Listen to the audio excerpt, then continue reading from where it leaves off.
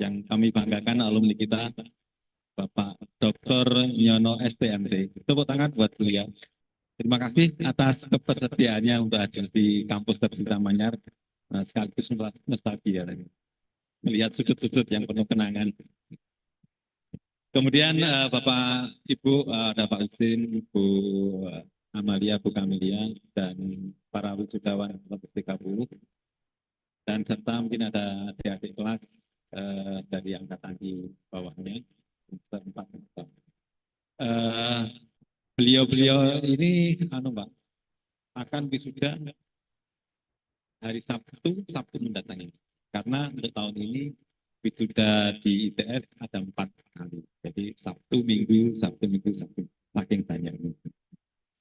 Untuk periode ini ada 154.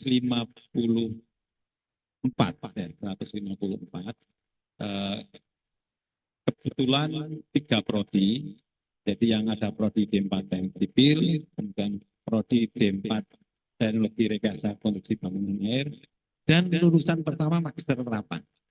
Magister Terapan Rekayasa Perawatan dan Regulasi Bangunan Sipil. Ada dua mahasiswa yang sudah lulus. Jadi kalau nyebut nama prodi sekarang itu agak sensitif Pak, kalau soalnya waktu daftar CPNS itu nama prodinya harus apa gitu. Dan ini saya perkenalkan kepada adik-adik semua, beliau ini Pak Dr. Nyono STMT adalah asli alumni kampus Manyar ini. Dari D3, tapi kita tepuk tangan lagi. Tadi sempat ngobrol sejenak dengan beliau, dari D3 itu dulu kan jadi satu, kemudian dipecah jurusan ya, perhubungan. Kemudian S1 juga perhubungan. Kemudian S2 juga begitu. Dan beliau alhamdulillah sampai dokter S3 ya. Jarang sekali di pemerintah bisa sampai S3 gitu ya. Kalau yang jadi anggota DPR mungkin banyak. Tapi yang S3 mungkin luar biasa, inline. Nah, harapan kami untuk adik-adik semua juga yang seperti ini memberikan inspirasi dan contoh. Jadi dimanapun saudara nanti akan menempatkan diri. Saya sering menyebut begini Pak. Jadi kerja itu konsekuensi. Jadi melaksanakan itu sebenarnya kalau kita sudah punya peran yang dibutuhkan di masyarakat, insya Allah itu mengikuti. Gitu ya. Peran itu berarti apa? Berarti memang keberadaan saudara di Indonesia, di Jawa Timur, di Surabaya ini memang perannya dibutuhkan. Berarti untuk peran kan saudara harus punya kompetensi kan ya, baik soft skill maupun hard skill yang diakui masyarakat, bukan diakui oleh saudara sendiri. Wah saya ini, tapi dengan sepanjang perjalanan saudara dari mulai dari semester pertama sampai lulus, kompetensi itu terbentuk dan itu secara otomatis akan melekat ke saudara. Ketika peran saudara itu dibutuhkan masyarakat, otomatis pekerjaan dan segala macam itu ikuti. Kalau bahasa agamanya kan kalau mengejar dunia dapatnya dunia, mengejar akhirat dapatnya dunia dan akhirat kan begitu. Jadi begitu. Nah, mudah-mudahan pada hari ini nanti dari beberapa insight dari Pak Nyono yang sudah berkarir sampai menjadi Kepala Dinas Perhubungan Jawa Timur, mungkin dari pengalaman beliau baik masa kuliah maupun pemerintahan mungkin memberikan tambahan bekal ya kepada adik-adik semua bahwasanya di dunia bekerja itu harus bagaimana yang selama ini itu belum tersampaikan di kelas-kelas karena khusus nih pengalamannya dan khusus dari alumni Manyar. Oke, mudah-mudahan itu saja yang bisa saya sampaikan. Mudah-mudahan nanti dapat berjalan dengan lancar dan kita dapat mendapatkan manfaat dari apa yang kita laksanakan di acara hari ini. Dan acara seperti ini rutin, Pak, rutin dari September dan Maret biasanya. Kalau September banyak, kalau Maret mungkin sedikit. Oke, mungkin dari itu dengan mengucapkan Bismillahirrahmanirrahim, mari kita ikuti acara berikutnya, yaitu pemaparan atau mungkin pembekalan dari Bapak. Terima kasih. Assalamualaikum warahmatullahi wabarakatuh. Kami ucapkan terima kasih kepada Bapak Muhammad Hoiri atas sambutan yang telah disampaikan.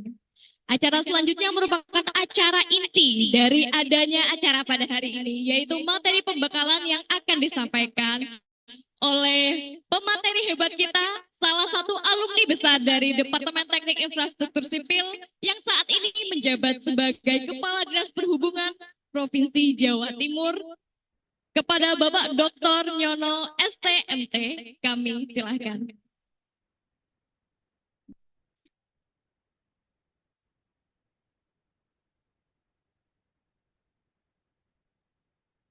Mohon izin Bapak, kita sebelum memasuki acara materi inti, alangkah baiknya kita berfoto bersama dulu agar masih fresh dan happy, gitu, Bapak. Kita berfoto bersama para wisudawan dan para peserta dari mahasiswa. Untuk teman-teman mahasiswa dan wisudawan, kami persilakan untuk berdiri dan berfoto bersama pemateri dan juga jajaran dari Departemen Teknik Infrastruktur Sipil.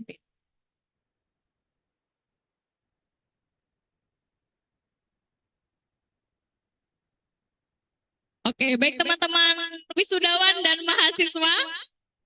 Sudah siap, Mas Operator? Bapak? Oke, baik. Kita hitung 1, 2, 3. Tangan semangat teman-teman dan wisudawan. Oke. 1, 2, 3. Oke. Mau kasih satu kali lagi Bapak. 1, 2, 3. Oke, baik. Terima kasih Mas Operator dan Bapak.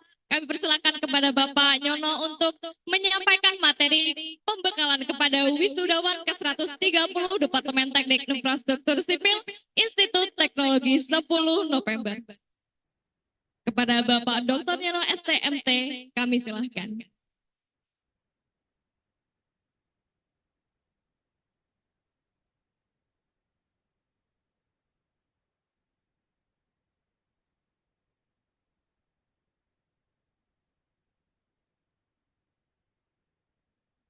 Bismillahirrahmanirrahim. Assalamualaikum warahmatullahi wabarakatuh.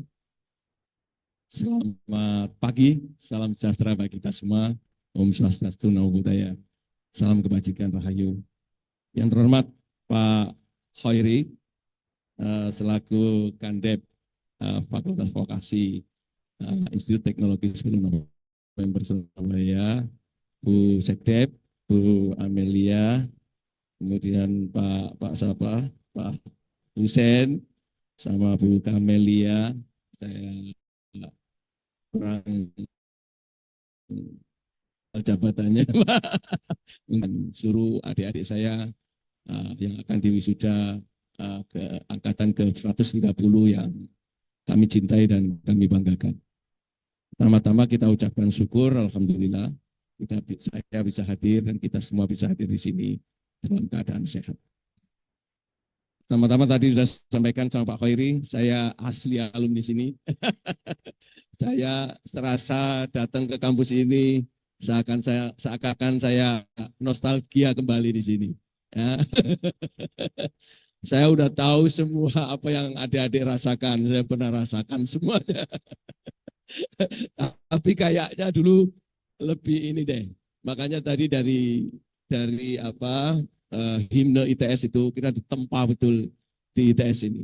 Jadi dulu memang berbahagialah adik-adik yang sekarang sudah mungkin bapak-bapak dosen sudah tidak terlalu ketat ya. Kalau dulu luar biasa. Sekarang alhamdulillah sudah agak lunak gitu kan ya, sudah bapak ibu dosen sudah mindset visinya sudah luar biasa, memberikan layanan pendidikan yang terbaik untuk Fakultas Vokasi ITS Manyar ini. Kalau dulu saya pernah asistensi itu di belakang sana, asistensi Mektan di Mektan. Nanti datang 6:30 ya, siap Pak dosen, siap. 6:30 saya udah datang, sebelum 6:30 saya udah datang Pak, di depan pintu beliau. Mudah-mudahan beliau, habis itu beliau datang, pintunya ditutup. Cek. Aku itu selambunya diselerkan. Ini cerita ya, karena saya tergelitik untuk nostalgia di sini dulu. Habis itu lama sampai jam 7, kok saya enggak dipanggil-panggil gitu kan. Asistensi ini deh, asisten mekanik ketan. Situ saya karena masih nakal gitu kan, masih semester 3 kalau enggak salah waktu itu. Saya intip di selambunya itu gitu kan, dari kacanya itu. Beliaunya enggak ada.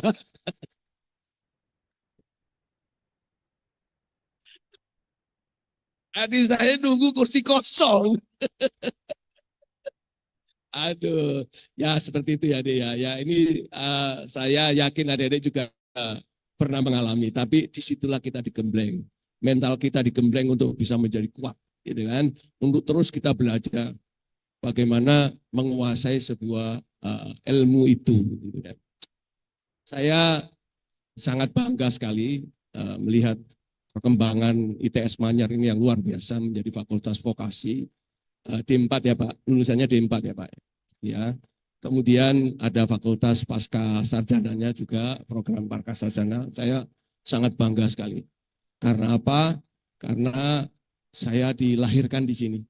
Saya dulu, ini cerita lagi nih. Saya tidak punya materi, tapi materi mungkin ada di sini.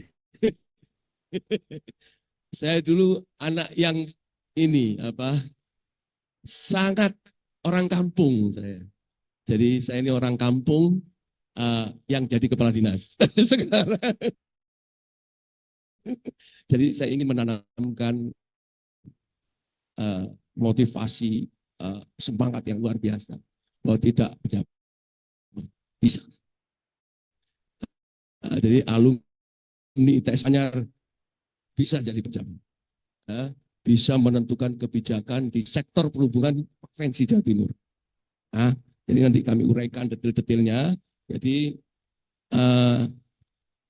saya itu anak yang penurut, ya penurut. Jadi saya itu mahasiswa ITS Manyar itu masih potongan brimob loh Pak. Jadi adik-adik kan sudah potongan tentara itu. Jadi potongan tentara. Adik-adik kan sudah, ini enggak mau ya sama ibunya suruh potong brimob itu enggak mau. Jadi potong masih goncong di depan sih. Jadi saya itu alumni SMA 1 Sidoarjo. Ada yang alumni SMA 1 Sidoarjo? Ya itu. Saya berlima dengan teman saya itu kosnya enggak di sini deh, di Ndeles sana. Karena teman-teman saya ada satu Suyanto yang di Berantas Habib Raya juga, Pak Suyanto, itu teman hidro. Saya konstruksi dan jalan raya dulu. Teman-teman yang lain, empat teman saya itu ada di ITS, kampus Sukolilo. Jadi saya kontrak rumah di Ndeles sana.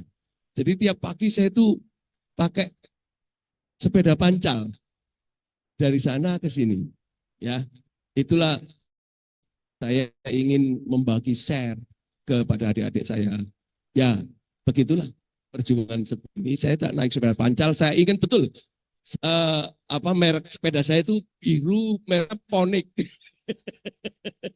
Sepeda Ponik yang pompanya itu di tengah. Pompa tangan tuh di tengah itu. Sama berdua sama teman saya namanya Suyanto. Suyanto itu anak hidro, sekarang bekerja di Berantas Habib Raya. Nah, teman-teman, saya konstruksi dan jalan raya. Juga ada teman lagi namanya Bambang Hermanto, sekarang lagi jadi pemborong dia di pemerintah kota. Jadi nanti kami share bagaimana kita harus survive untuk bisa mendapatkan tempat lapangan pekerjaan.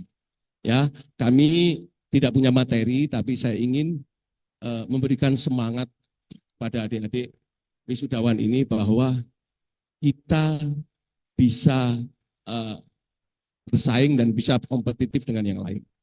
Lulusan ITS Manyar, saya ingin jaringnya lebih luar biasa. Jadi banyak teman-teman kita yang ada di Dinas Bina Marga, ada di Kementerian PU, ada di Pelindo. Pelindo Pak Boy itu juga lulusan alumni kita, Pak. Jadi ada yang dulu dari Bimpro Teluk Lamong. Nah, itu juga alumni dari ITS Manyar. Jadi jangan diragukan ya, lulusan ITS Manyar jos. Ya, jadi saya ingin membangun semangat bahwa Anda bukan orang kaleng-kaleng. Nah, jadi semangat yang kuat untuk bisa bersaing dengan yang lain. Ya, jadi mohon agar lulus tepat waktu di vokasi ini dengan prestasi yang prestasi yang bisa dibanggakan ya. Nah, nanti kita harus bertanding di dunia luar, kita harus bisa mendapatkan kesempatan itu lebih awal ya. Jadi kita harus rebut kursi-kursi itu, kursi-kursi kesempatan kerja itu, siapkan diri kita, adik-adik siapkan diri untuk bisa berebut di sana. Dan Anda adalah juaranya. Anda pemenang. Kami berharap Anda pemenangnya. Ya, jadi masih sangat terbuka di pemerintahan, di pemerintah provinsi, di kementerian. Itu lulusan-lulusan teknik sipil, terutama teman-teman dari vokasi ITS Manyar masih sangat terbuka luas untuk teknik sipil. Ya, di dinas perhubungan saja saya masih kekurangan orang sekarang. Ya, jadi seluruh bidang di dinas perhubungan itu butuh teknik sipil, Ya, apalagi di PU rebutan. Jadi CPNS yang sekarang ini Pak Khairi itu kalau sudah masuk Pemprov, ya sekarang kalau cat ya Pak Husen ya tesnya ya, itu rebutan Pak, rebutan. Jadi kita ada moratorium yang panjang sehingga senior-senior kita yang pensiun itu lama tidak ada pengangkatan. Sehingga begitu ada teknik sipil masuk PU semua, saya nggak uman, dinas perhubungan nggak uman, ya. Jadi jangan sanksikan Anda bernilai, Anda luar biasa nilainya ya. Jadi jangan anggap diri adik-adik itu, mohon maaf ini harus punya motivasi yang kuat bahwa saya harus bisa sejajar dengan yang lain dan melebihi mereka. Ya, jadi kesempatan untuk teknik sipil itu di pemerintahan kita sangat terbuka luas. Misalnya kita di jasa konstruksi. Konstruksi itu ada di pembangunan, ada di konsultan, ada di kontraktor, ya kan. Kemudian ada di keuangan juga bisa sebagai appraisal. Ya, saya juga nggak tahu kalau teknik sipil itu bisa masuk keuangan. Ternyata ada appraisal di bank juga bisa. Ya, di pemerintahan kami berharap itu pemerintah mulai dari kementerian, mulai dari pemerintah daerah, ya pemerintahan kementerian itu rata-rata butuh teknik sipil, apalagi Kementerian Perhubungan, apalagi Kementerian PUPR luar biasa butuh. Dan kita harus yang tadi saya sampaikan harus bisa bersaing dan merebut kursi itu. Gimana caranya? Kita harus punya semangat untuk merebut itu sehingga kita punya jaringan alumni yang luar biasa nantinya. Nah, sehingga kita bisa ngeret adik-adiknya. Ya, jadi beberapa waktu yang lalu Pak Khairi kami laporkan, kami itu butuh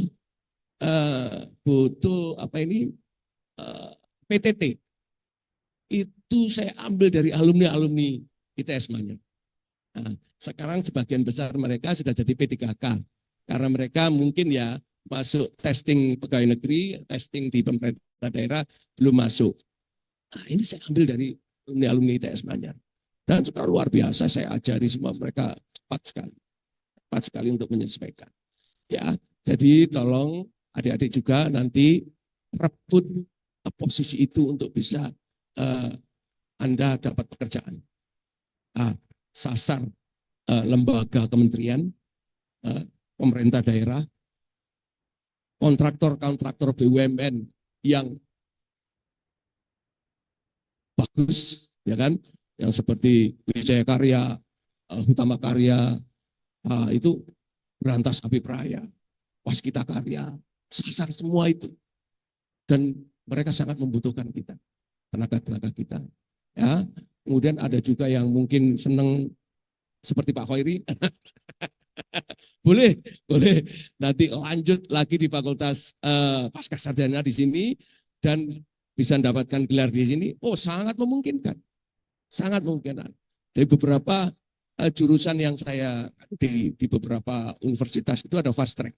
ada fast track untuk bisa langsung lanjut S2. Jadi dari S1, D4, kemudian lanjut S2.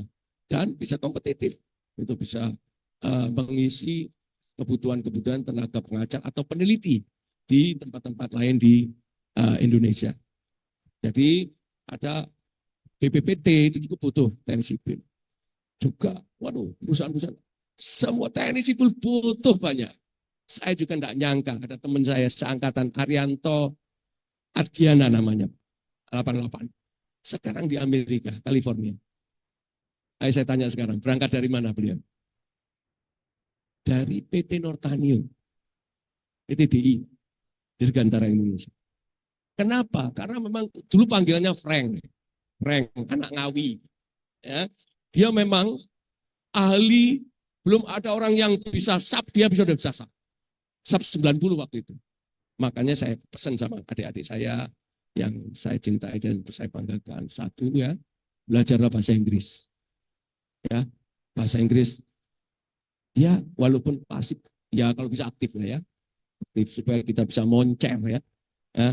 Karena saya sampai sekarang kesulitan juga kalau bahasa Inggris yang aktif itu. Kayak yes no ya bisa ya. Tapi kalau belajar yang aktif itu kuasai bahasa Inggris ya. Ini sebagai basic kita untuk bersaing dengan merebut kursi yang tadi saya sampaikan. Ya. Yang kedua, kuasai program-program sipil. Ya. SAP 90, SAP 2000 ya. Kan saya tidak tahu yang terakhir SAP berapa Pak? 2000 ya 2012 ya. Kuasai. Paksa diri Anda. Kuasai. Karena keahlian Anda di sana. Ya. Yang kedua, saya sampaikan, paksa diri Anda. Mau nggak mau, pahit, sorot, telan. Ya, paksa untuk menguasai itu. Yang kedua, Microsoft Project. Ya, jadi program-program manajemen proyek itu sangat dibutuhkan pada saat Anda tes untuk merebut kursi-kursi itu. Ya, timeline, ya, AutoCAD, ya, 3 itu kuasai. 4 sama bahasa Inggris. Ya. Kalau yang sudah kursus itu basicnya itu, saya alhamdulillah Anda akan punya potensi besar untuk bisa masuk merebut kursi itu. Karena tidak jarang, saya dulu job seeker. Sebelum masuk ke Kementerian Perhubungan pada saat itu Pak Ferry, saya job seeker. Jadi seluruh pamflet kebutuhan tenaga kerja, saya tes semua. Saya tes semua. Mesti ketemu sama alumni yang lain, alumni ITS, alumni ketemu ITS saya satu sana, ketemu. Jadi pabrik semen saya tes, ke PP saya tes ya, mohon maaf PP tadi kuasai juga, ya. Jadi general kontraktor yang BUMN-nya PU itu kuasai, ya. Itu akan memperkuat jejaring kita dengan apa tadi yang saya sampaikan tadi, bahasa Inggris, SAP 2012. Microsoft Project atau Timeline atau Primavera ada juga ya sejenis itu. Kemudian satunya apa ya itu. Kemudian satunya tadi lupa. Saya kadang-kadang lupa. Jadi pokoknya 4 itu ya. Program itu kuasai. Ya. Jadi ini AutoCAD. Ya, AutoCAD. Karena di dalam itu pasti dibutuhkan. Saya kalau kemarin PTT saya ngambil dari teman-teman Manyar, bisa AutoCAD enggak? Oh bisa Pak. Alumni ITS Manyar bisa AutoCAD ya. Karena apa? Itu nanti kita nanti bekerja di masing-masing ya. Di masing-masing macam-macam sudah nanti. Bisa di general kontraktor, konsultan gitu kan. Kemudian di pemerintahan. Kemudian tadi di bank, di ya lain-lain gitu kan. Yang pertama, kalau kita di pemerintahan, pasti kita diletakkan di bidang teknik. Pasti tanya, bisa AutoCAD enggak? Itu apa? Untuk mengecek EE, engineer estimate dari hasil produk konsultan yang sudah di-hire oleh government. Ya, itu akan dibutuhkan. Karena apa? Biasanya konsultan pakai AutoCAD. AutoCAD itu kita cek, kita ngitung kembali bill of quantity. Ya, disitulah dibutuhkan itu. Kalau 4 ini adik-adik kuasai, insya Allah Anda akan tidak kesulitan untuk mencari pekerjaan. Ya, kalau milih jalur sekolah terus, ya sekolah terus kayak Pak Khairi. Kalau saya sambil lalu, sambil kerja, sambil sekolah, gitu. Dan saya waktu itu kalau di pemerintahan itu kan biasanya jurusannya beda-beda ya. Jadi kalau misalnya S1 teknik sipil, S2 ada BPSDM, apa MM, apa. Mohon maaf yang nggak seide dengan saya. Kalau saya waktu itu pingin yang linier. Karena apa? Karena bagi kami yang linier itu saya bisa spesialis. Ya, kalau dokter itu bisa dokter spesialis dan itu sangat jarang orang yang punya kemampuan seperti itu yang dikombinasi dengan pengalaman-pengalaman kita di dunia pemerintahan dan di dunia kerja. Sampai sekarang saya sampaikan lulusan teknik sipil sangat dibutuhkan. Adik-adik semua bisa daftar pegawai negeri. Saya mohon pegawai negeri jangan dipandang sebelah mata ya. Oh, beda. Sekarang pegawai negeri beda. Mau tahu salarynya? Ya, mau tahu ya? Saya kasih tahu. Kalau adik-adik dari S1 dari D4 itu masuk, itu grade-nya grade 7. Itu yang teknik ya. Grade 7 itu tunjangannya hampir 9 juta. Tunjangan, belum gaji. Ini di Pemprov loh ya. Mungkin di pemerintah kota lebih mahal lagi nih. 9 juta loh. Sudah bisa buat nikah. Kalau yang cowok ya, yang cewek sudah bisa cicil rumah. Tunjangan loh, belum gaji loh ya. Gaji sekitar 4 ya, 4 juta sekian. Anda terima 13 juta loh. Ayo. Jangan sepelekan pegawai negeri. Makanya rebut kursi-kursi itu. Ya, apalagi di PU. Di PU itu alumni kita banyak sekali. Di PU Bina Marga, di PU Cipta Karya, di PU Pengairan. Banyak sekali alumni kita. Ini yang kita harapkan. Kita ini kan Institut Teknologi di Jawa Timur, di Surabaya. Ya, saya orang lain. Ya mohon maaf loh. Ya, kuasai dong. Kita yang bikin jejaring yang ini. Sehingga keputusan-keputusan itu bisa diambil dari alumni-alumni kita. Apalagi keputusan pemerintahan yang sangat bisa masyarakat mematuhinya semua dan kebijakan-kebijakan pemerintahan itu kita bisa kawal. Ya, itu. Seperti sekarang saya, mohon maaf Pak Khairi, ada program namanya Transjatim. Ya, Transjatim itu sampai dengan koridor 5 saat ini. Mudah-mudahan nanti 30 September nanti di launching Pak, yang ini yang dari sisi transport ya. Surabaya Bangkalan. Kemarin itu beludak. Yang koridor 4 Pak, itu udah tumpah-tumpah penumpangnya. Hanya 5.000. Jadi itu subsidi. Namun ini akan bisa sangat dimanfaatkan, sangat bermanfaat untuk masyarakat karena kemurahan dan ketepatan waktunya, layanannya. Gitu loh. Jadi saya pikir pada saat Transjatim kita luncurkan itu 19 Agustus 2022. Kenapa harus pada saat saya yang jabat? Ya kan?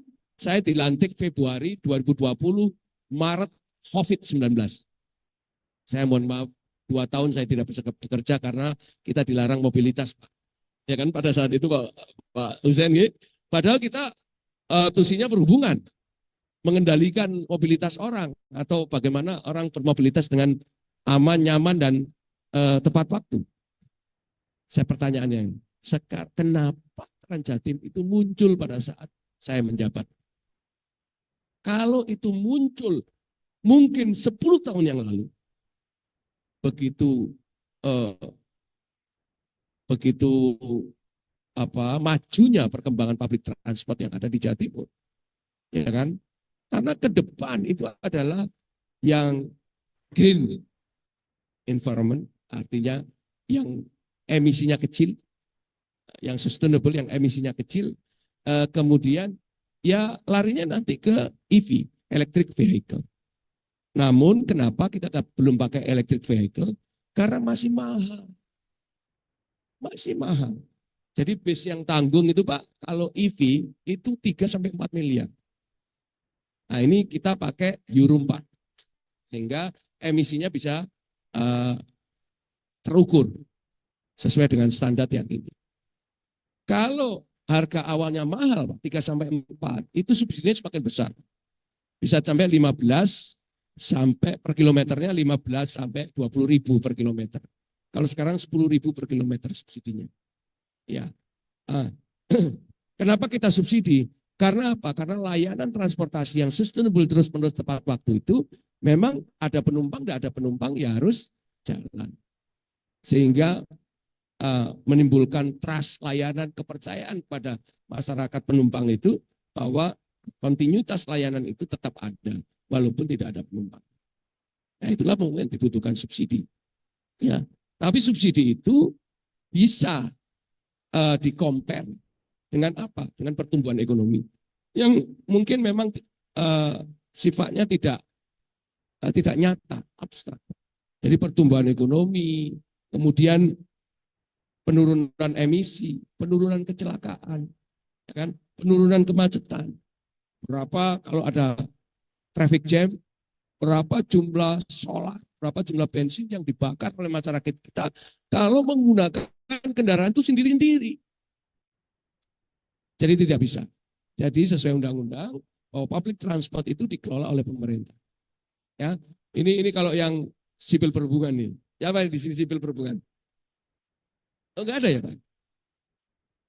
Oh, jadi sipilmu.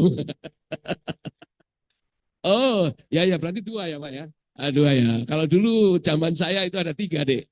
Nah, makanya saya ada sipil konstruksi, bangunan gedung, kemudian ada sipil perhubungan, jalan raya, kemudian ada sipil hidro. Nah, ya, kalau zaman saya gitu. Ya. Jadi kemudian yang tidak tidak kalah penting lagi, tolong teman-teman semua mempersiapkan diri apa-apa yang harus diteskan ya, tes kemampuan umum itu harus kuasai. Jadi kemudian ada beberapa perusahaan besar juga yang kadang-kadang kita membuka lowongan ditempelin di perguruan tinggi. Saya pernah masuk PAMA. Ada yang tahu PAMA? PT PAMA Persada Nusantara, ya kan? Ya, itu perusahaan Astra Tambang, Pak. Ya, Astra Tambang di Jakarta. Saya pernah masuk di sana.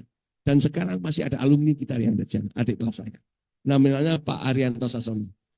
Sampai sekarang dia bertahan dan dia pegang Pimpro suatu kawasan eksplor tambang batu bara di Adaro. Alumni kita loh. Ya, jadi apa yang pada saat itu dites banyak pesertanya, tapi kita menyisihkan banyak pesaing ya pada saat itu. Jadi kita harus mulai mindset kita mulai ke lapangan ya. Jadi adik-adik juga harus paham lapangan. Jadi bagaimana penguasaan semua materi terkait di lapangan itu harus sudah mulai dikuasai ya. Jadi kalau saya pernah kerja di kontraktor sebelum masuk ke PNS. Saya tukang bikin lelang Pak, dokumen lelang. Ya. Bila perlu adik-adik kursus juga masalah pengadaan barang jasa. Karena barang jasa itu sekarang dibutuhkan juga. Semua instansi membutuhkan itu. Jadi saya dulu kerja di kontraktor 3 tahun, itu bagian bikin dokumen lelang. Sampai malam-malam bikin dokumen lelang. Ya, jadi kita tahu, kemudian setelah bukan nganu deh, adik-adik semua ya. Bukan kita itu sesuai dengan kehendak kita. Kadang-kadang kita sesuai dengan kehendak direksi.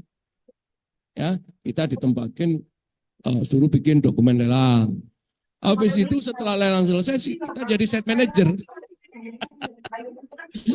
Saya mengendalikan 6 proyek pada saat itu jadi site manager. Nah, ketika kita bekerja di kontraktor, kita harus tahu. Kita disuruh nyusun namanya RAPP, Rencana Anggaran Biaya Pelaksanaan. Ya, itu beda dengan rapnya dari dinas, beda. Ya, di mana posisi-posisi kita bisa menguntungkan perusahaan? Di mana? Nah, itu kita dituntut untuk ya sebagai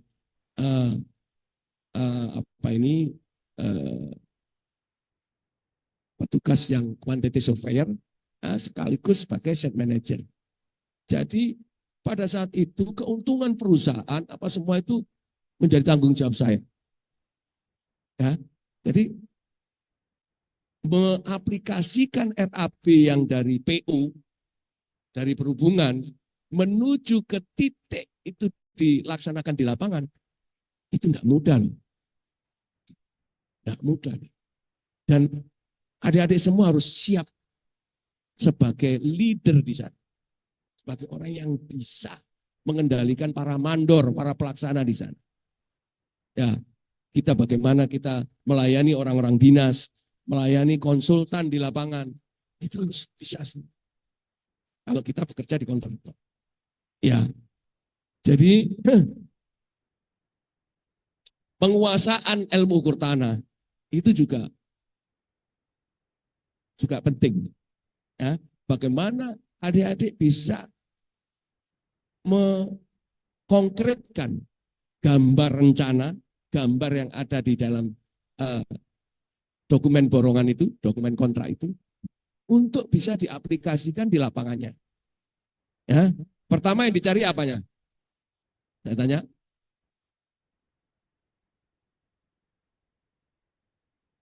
Ya, tak kasih tahu ya. Yang dicari pertama adalah titik BM-nya. Ya, bagaimana gambar shop drawing ini? Itu kan ada titik BM-nya. Titik BM-nya itu cari dulu. Ya, kemudian kita dengan apa? Ini Pak, waterpass itu. Nah, kemudian kita ukur XZ-nya. Ya, bukan hanya XZ-nya, tapi Z-nya juga. Nah, dari situlah di PPM itulah kita bergerak sesuai dengan gambar rencana. Sehingga titik-titik yang strategis itu bisa kita patoki dulu. Kalau enggak gitu, malu kita. Ya, kita bangun gedung atau rumah sederhana, enggak siku. Masang keramik yang enggak harusnya pas. Ini miring-miring. Malu. Jadi banyak adik-adik setelah dari teori sudah ada kemarin PKL ya kan? PKL itu sudah tahu di lapangan bagaimana. Mungkin secara manajemen nggak tahu, tapi bagaimana awal itu dilaksanakan itu kita harus tahu. Full setnya bagaimana, itu kita harus belajar juga supaya kita matchkan antara kita ajari di teori dengan yang di praktek di lapangan. Jadi itu. Jadi adik-adik semua harus punya semangat. Untuk apa? Jangan alergi dengan pegawai negeri. Ya, apalagi cewek itu. Kalau udah pegawai negeri, wah banyak yang lirik itu, beneran. Ya, kalau sudah pegawai negeri banyak yang lirik. Sekarang juga banyak yang lirik ya, tapi kalau sudah diembel-embeli pegawai negeri banyak yang lirik. Ya, jadi kenapa kita gitu? Yang pertama, tidak perlu kita memaksakan ke misalnya gini, aku pengen masuk Pemprov. Pegawai negeri ini ya, masuk Pemprov. Enggak perlu begitu. Ya, bisa kita akali. Biasanya kebutuhan untuk pegawai negeri itu, ini kita bicara slot untuk pegawai negeri ya. Pegawai negeri itu biasanya yang paling banyak itu di kementerian lembaga, di pusat. Apalagi ini saya peluang yang besar. Sekarang lagi banyak penempatan CPNS di IKN. Masuk aja. Nggak apa-apa, enak kok di Kalimantan itu. Nah, kita Surabaya cuma 40 menit. Sampai di mana itu? Eh, Sepinggan. Ya kan? Balikpapan. Habis itu tol paling 1 jam setengah lah. Sepertinya itu yang perlu dipompa. Oh iya. Saya maunya di Surabaya semua. Oh jangan, nanti treknya saya kasih tahu. Ya, masuk dulu, yang penting masuk dulu. Ya, dapat NIP dulu. Oh kagak dong, walaupun di Kalimantan, enggak apa-apa. Nanti mungkin ada tunjangan-tunjangan di sana, enggak apa. Habis itu ikuti aja. Setahun, 2 tahun, 3 tahun, 4 tahun, ajukan pindah. Bisa. Ajukan pindah ke Pemda yang Anda tuju. Bisa. Saya ini orang Kementerian Perhubungan. Saya orang pusat, Medan Merdeka Barat. NIP saya 120, 158, 688. Saya orang pusat. Nah, kenapa saya bisa masuk Pemprov? Nah, pada saat itu otonomi pertama tahun 2019 ya. 2020 lah. Otonomi pertama itu saya ini dikasih pilihan pada saat itu. Jadi saya itu kanwil 13 Kementerian Perhubungan. Pada saat itu dikasih pilihan mau lanjut ke kementerian ke pusat atau ke Pemprov. Sehingga seluruh kanwil itu menjadi dinas provinsi. Nah, itu secara otomatis ya kalau itu ya. Sehingga kami memilih pada saat itu saya konsultasi sama ibu saya, itu nggak usah jauh-jauh nak, di sini aja di Surabaya. Dan kebetulan saya ditempatkan di Kanwil 13 Surabaya di Jemurandayani pada saat itu. Makanya kalau cerita saya ini dibukukan itu sangat menarik. Sangat menarik. Ya, mulai dari sekolah pakai sepeda gayung. Ibu saya itu tidak lulus SD. Bapak saya juga tidak lulus SD. Saya putra seorang pedagang kecil di Pasar Porong. Ada yang alamatnya Porong, tahu Porong ya? Taman Apkasi yang sebelum masuk Pasuruan. Ya, gitu. Makanya yang punya orang tua, berarti kalau sudah kerja, paksa sisihkan sebagian untuk membahagiakan kedua orang tua. Ya, jadi intinya di situ. Dari 300 lebih pengambilan seluruh Indonesia dan Jawa Timur pada saat itu diambil hampir 35 orang. Teman-teman ITS mungkin ada yang seangkatan dengan Pak Husen atau itu ada Setio, siapa namanya terus Pak Kurniawan, ya Kurniawan Hari Putranto, kemudian Mas Hadi, itu dari teknik sipil itu ada 5 orang. Hanya saya yang dikembalikan ke Jawa Timur. Aneh kan? Hanya saya yang dikembalikan ke Jawa Timur.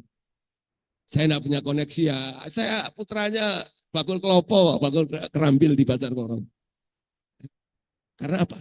Itu doa ibu. Doa ibu saya. Ya, saya tidak ingin anak saya jauh-jauh kerja. Yaitu keinginan ibu saya ya, bukan saya tidak membatasi itu karena anak sipil itu biasanya nomaden. Ya, nomaden proyek Mario proyek ngalih mana ya gitu kan anak sipil itu. Ya kan gitu. Nah, makanya berbaik-baik kalau kita nanti gaji pertama sisihkan untuk ibunya untuk membahagiakan kedua orang tua ibu. Ya. Saya kembali lagi ke Jawa Timur dan 4 teman saya itu ada di Kementerian Perhubungan Jakarta 3 orang dan 1 ada di NTB. Hanya saya yang dikembalikan ke Jawa Timur. Ya, itulah seperti itu. Jadi masuk aja kementerian lembaga dulu. Apalagi di IKN nanti kebutuhan banyak sekali.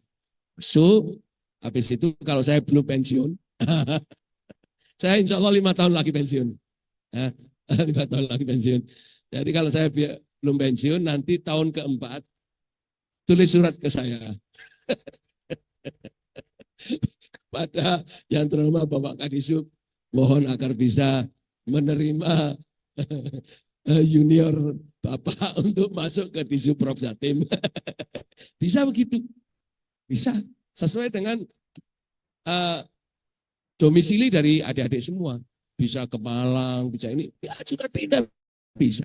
Asalkan instansi itu menerima dan saya bisa melepas, insya Allah bisa lepas. Jadi muter dulu, jangan langsung tembak, nggak bisa. Nah ini kalau cowok-cowok udah bisa ini, kan biasanya kalau naksir cewek itu kan muter dulu,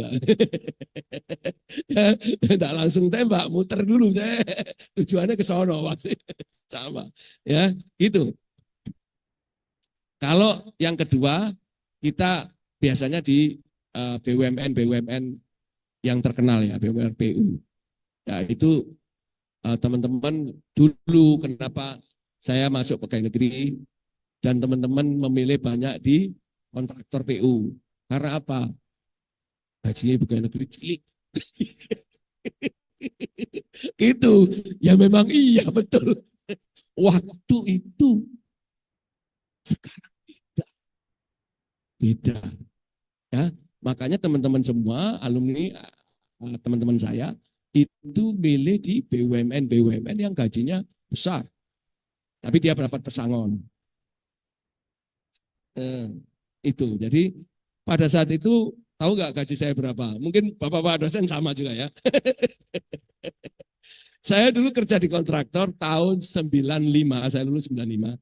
Itu gaji saya 500.000.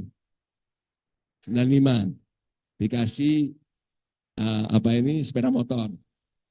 Kontraktor biasa, kontraktor bukan BUMN ya. Itu teman-teman sudah pada tes di BUMN, ada di Berantas Sapi Raya, di ya Jarwo, Mas Setio, Yoyo tadi itu Bu ya. Itu terus Suyanto, tapi dia dibuang di pulau-pulau. Jadi di NTT, dia ada proyek bendungan di NTT, proyek di Aceh, di ini, bahkan di waktu itu di masih ini ya, masih apa? Timur-timur ya. Masih gitu. Ada yang juga di mana itu konsultan-konsultan. Surveyor Indonesia, konsultan-konsultan lah. Ya itu ya. Jadi gaji saya tahu nggak pada saat itu berapa? 180.000. Tahun 97, Pak. Tahun 97. Saya masuk itu 97, PNS 98 saya. Jadi 180.000. Itu mau saya keluar, saya. Mau keluar. Dihalangi atau dicegat sama ibu saya. Jangan keluar. Kamu nanti tuanya dapat pensiun. Jadi bukan pensiun ya, pensiun katanya gitu. Orang-orang lama kan begitu, ya. Jadi nggak boleh sama ibu saya. Padahal 180.000 Pak. Hidup di Surabaya habis. Tapi karena semangat itu, makanya logika yang benar, memang benar teman-teman saya untuk masuk ke kontraktor BUMN pada saat itu. Ya, kemudian zamannya Gus Dur, itu Presiden Gus Dur itu sudah mulai naik pegawai negeri. Kemudian saya PNS itu 240. Dan itu saya paksa untuk bisa kuliah S2. Coba. Dengan gaji yang sekitar 600.000 pada saat itu zaman Gus Dur. Itu saya paksa kuliah S2. Teknik sipil. Ya, SPP-nya 2 juta. Minus. Apa yang saya lakukan? Saya nggak mungkin dong minta ibu saya lagi.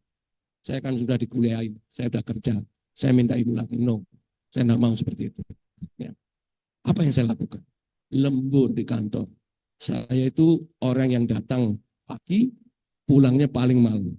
Tidak ada orang, saya masih di kantor. Zaman itu Pak, itu kan lelang masih belum elektronik. Nah, saya bantu-bantu ngerjakan kontrak bidang-bidang.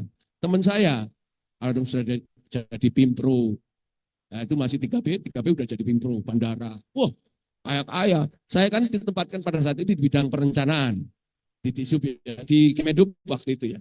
Saya nyantri kan pada saat itu jarang orang teknik sipil itu masuk ke Disub, masuk ke perhubungan. Dan sampai sekarang masih kurang. Saya nyatakan tenaga teknik sipil saya kurang di bidang pelayaran saja, yang bangun dermaga penyeberangan, bangun dermaga laut yang kewenangan provinsi. Saya hanya punya 2 PNS teknik sipil. Hanya 2. Padahal kebutuhan saya bisa 5 sampai 6 orang. Satunya Indra Baktiar, lulusan sini. Alumni sini. Namanya Indra Baktiar, saya tidak tahu angkatan berapa ya. Adik kelas saya. Kemudian yang satu dari Universitas Brawijaya. Ya. Jadi masih sangat kurang kebutuhannya.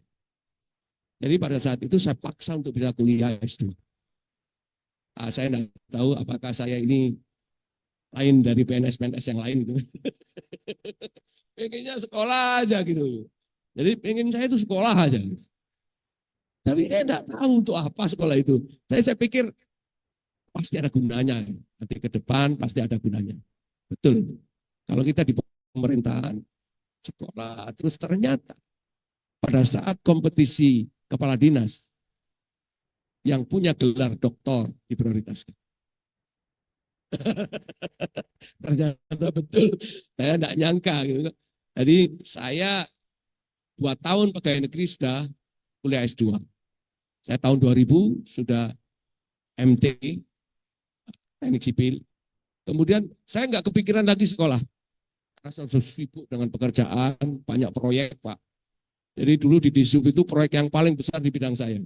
Saya masuk pada saat itu pindah ke bidang perhubungan laut dan ICP. Jadi bangun-bangun dermaga. Jadi pelabuhan Probolinggo itu kami yang bangun semua. Jadi bukan dermaga perikanan ya, yang kapal-kapalnya kayu. Berapa yang standar di sana? Seperti Pelindo, dermaga Pelindo. 50.000 ton. Kapalnya itu 300 meter panjangnya. Coba. Nah, bukan kaleng-kaleng ya, kita membangun itu. Jadi itu betul-betul dermaga kargo yang butuh keahlian konstruksi itu. Ya. Jadi kemudian saya kepikir lagi tahun 2010. Saya waktu itu sudah kepala seksi, saya kuliah S3. Teknik sipil lagi. Teknik sipil lagi. Terus, mohon maaf kalau yang kita sudah sama dokter Pak ya, apalagi PhD Pak Khairi. Saya ditakut-takuti, Mas, kalau tertentu nanti tesisnya harus origin. Nggak boleh nambah-nambahin, ini nggak boleh, harus ada yang unsur kebaruannya. Pusing saya. Oh, pusing kebaruannya.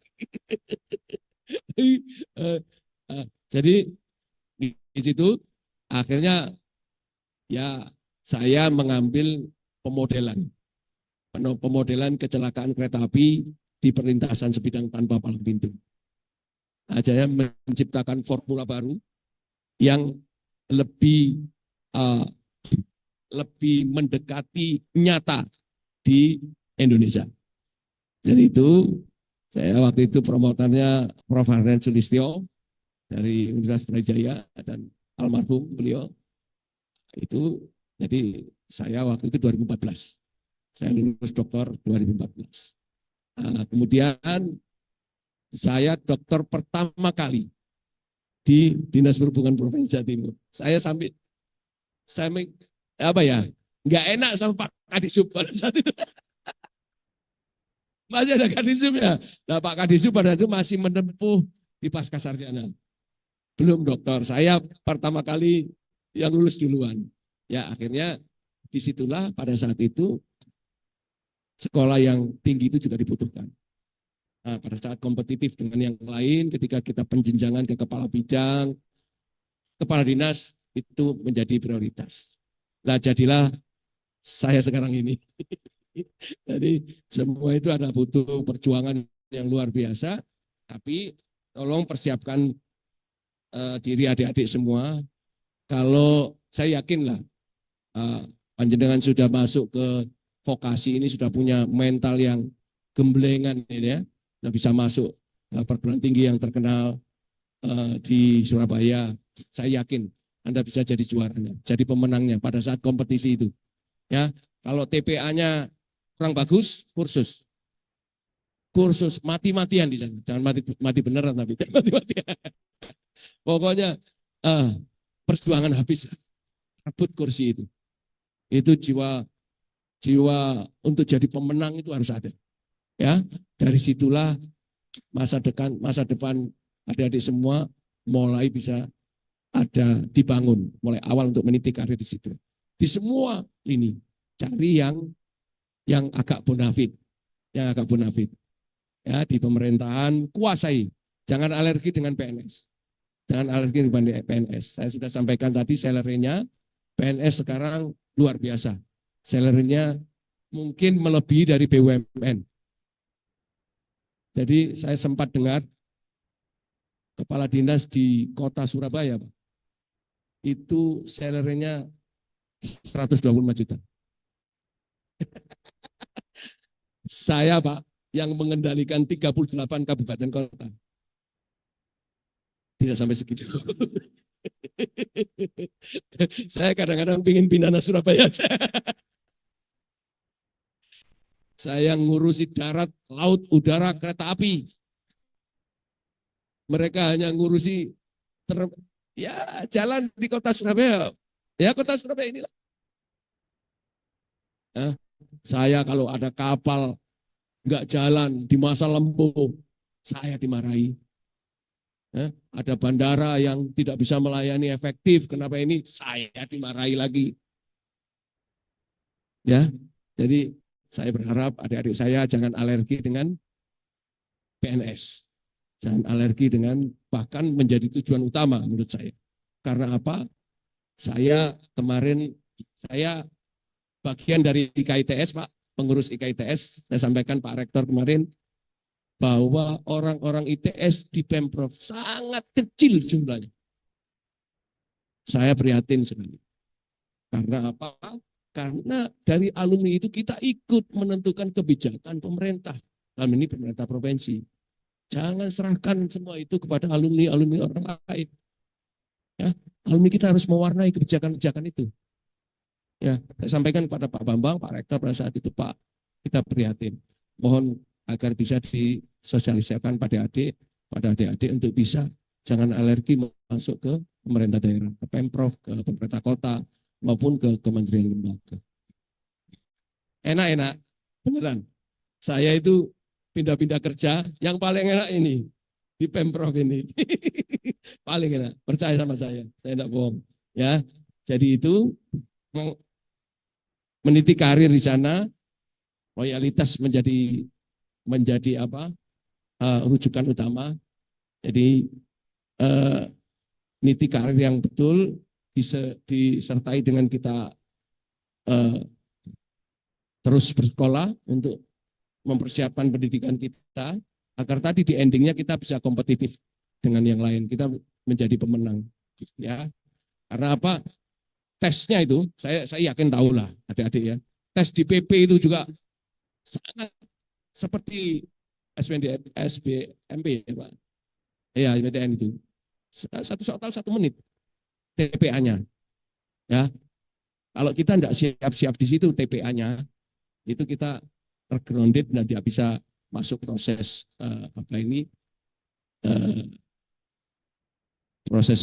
testing berikutnya. Saya pernah di PAMA itu dikasih tes itu masalah. Ya, karena dia bergerak di bidang tambang, ini contoh aja deh ya, saya share ya. Jadi gini, areal tambang sudah ditambang. Saya ingin menambang di sisi sana yang topografinya perbukitan. Anda dapat alat ini. Apa yang Anda bisa lakukan? Dites langsung, suruh gambar. Jadi gambar itu nanti ditanya, apa analisis sampean, analisis Anda menyatakan metode pelaksanaan Anda seperti ini. Resiko terhadap keselamatan, bagaimana terhadap pekerja-pekerja, peralatan, Itu testing di PAMA seperti itu. Ya. Jadi setelah TPA kita lolos, belum masih dicekat-cekat lagi. Wawancara, langsung suruh presentasi. Dikasih kita whiteboard, ada masalah ini. Coba jelaskan. Secara lapangan, secara metode pelaksanaan. Kalau kita tidak siap, semua tidak bisa menjelaskan secara ilmu sipil, tidak bisa menjelaskan terhadap keselamatan kerja K3, habis kita. Ya, begitu kita harus betul-betul tadi saya sampaikan, harus mati-matian kita bisa merebut kursi itu. Nah, supaya kita jadi pemenang. Ya, kita sholat malam, ya, minta doa ibu, kerja keras, belajar keras untuk bisa jadi pemenang. Oke. Saya yakin, percaya, panjenengan semua bisa.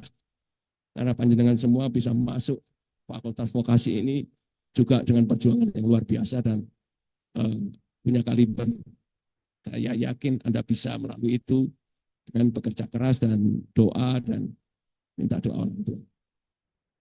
Mungkin itu yang bisa kami share. Saya tidak ada bahan secara khusus Pak Khairi. Saya ucapkan selamat kepada adik-adik semua, 130 orang untuk melaksanakan wisuda yang ke 130 ya Pak, yang 154 orang. Mudah-mudahan berjalan lancar, mudah-mudahan tidak ada halangan merintang yang melaluinya. Amin. Sehingga Anda bisa lulus, bisa segera mempersiapkan diri untuk bisa menentukan langkah berikutnya dan Anda sebagai pemenangnya. Kami berharap begitu. Amin ya rabbal alamin. Mungkin itu yang bisa kami share Pak Khairi, kurang lebihnya kami mohon maaf. Wassalamualaikum warahmatullahi wabarakatuh. Waalaikumsalam warahmatullahi wabarakatuh. Terima kasih kepada Bapak Nyono atas motivasi dan materi yang telah disampaikan. Tadi sedikit saya dengarkan bahwa kita harus punya mental jadi juara, harus bisa merebut kursi kemenangan ya Pak. Nah mungkin wisudawan-wisudawati ke-130 ini ingin bertanya Bapak mengenai kiat-kiat menjadi orang yang sukses seperti Bapak yang bisa berhasil merebut kemenangannya. Jadi untuk wisudawan-wisudawati, jika ada pertanyaan boleh raise hand atau angkat tangan. Oke, baik, ada yang bertanya. Oh, baik, Pak. Baik, di sini ada Mas Rama ingin bertanya.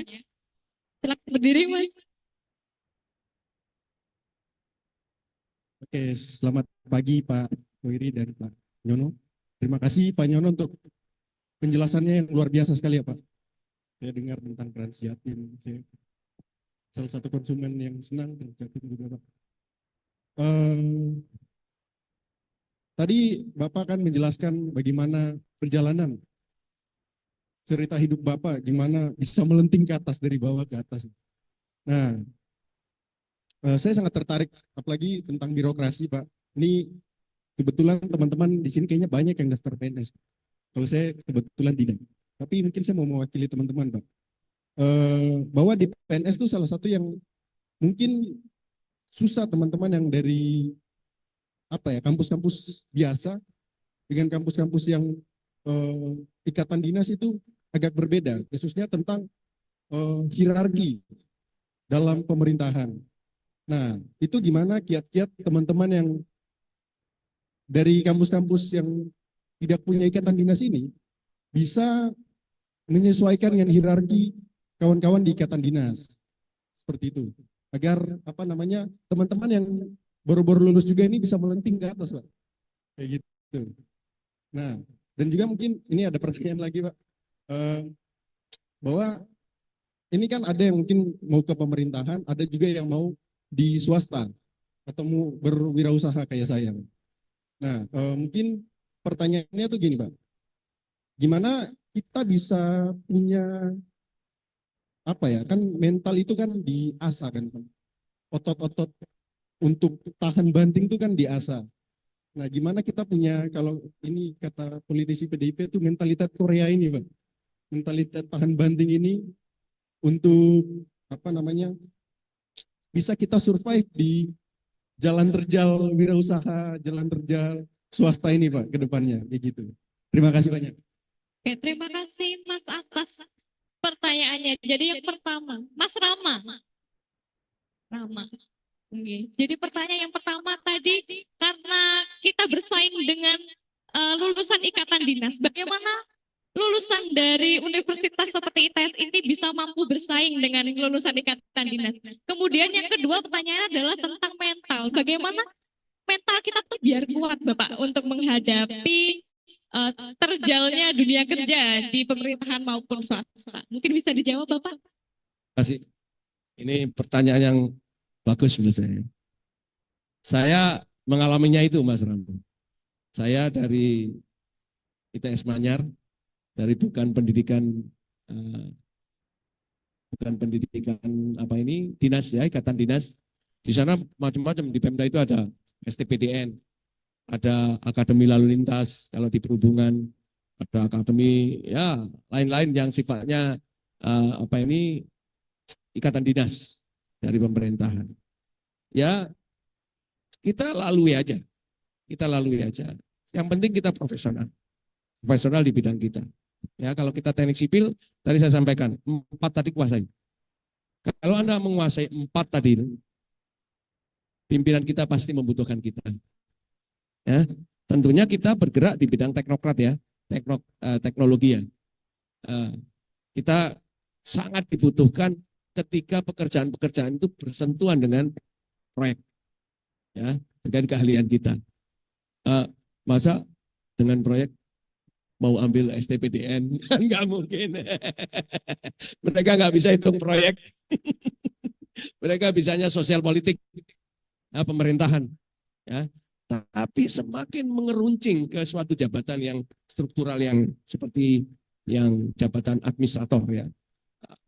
Kalau dulu kapit lah ya, itu satu, kita harus loyal sama pimpinan. Tunjukkan bahwa kita mampu dikasih pekerjaan dan kita loyal. Loyal ya, sama pimpinan yang sekarang menjabat. Ya, kalau kita misalnya ini banyak problem di situ. Misalnya ini ada misalnya kita kepala seksi, ya, kita punya pimpinan alumni ITS. Pimpinan di atas kita bukan alumni ITS misalnya. Ini yang ekstrim ya saya. Jenengan jangan seakan-akan condong ke kakak kelas kita, jangan. Ya kita tetap tegak lurus pada pimpinan kita yang struktural di atas kita. Karena itulah yang apa ini merekomendasi kita untuk kita naik jenjang yang lebih tinggi lagi. Jadi saya tidak pernah takut dengan mereka yang punya keahlian-keahlian itu.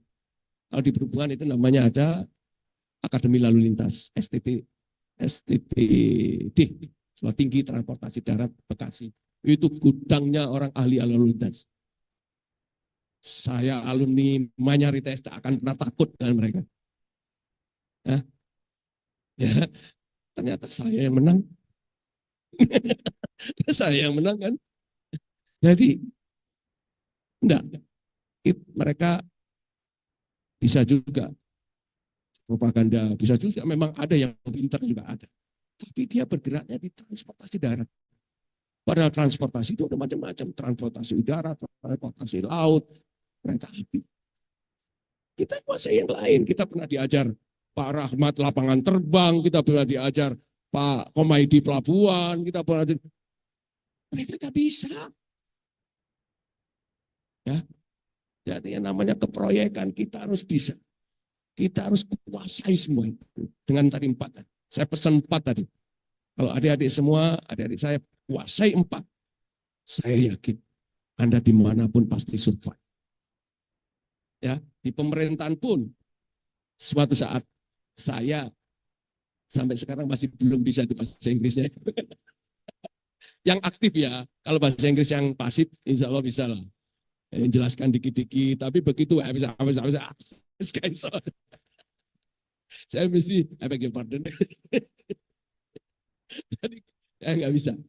Jadi itu. Kenapa itu dibutuhkan? Ketika suatu saat kita dipercaya pimpinan dan kita studi banding dengan konsultan asing. Saya mohon maaf, mohon izin Pak Khiri, enggak pamer. Saya tanggal 21 ke Jerman, Pak. Ya, seminggu diajak konsultan KfW, konsultan Bank Pembangunan Jerman. Hal-hal yang seperti itu saya harus jelaskan kepada Bu Gubernur dalam konteks untuk mendampingi konsultan asing. Nah, itu berat bagi saya karena apa? Karena penguasaan bahasa Inggris saya. Makanya 4 tadi adik-adik saya ini kan kuasa itu. Paksa diri Anda untuk menguasai itu. Memang berat di awalnya.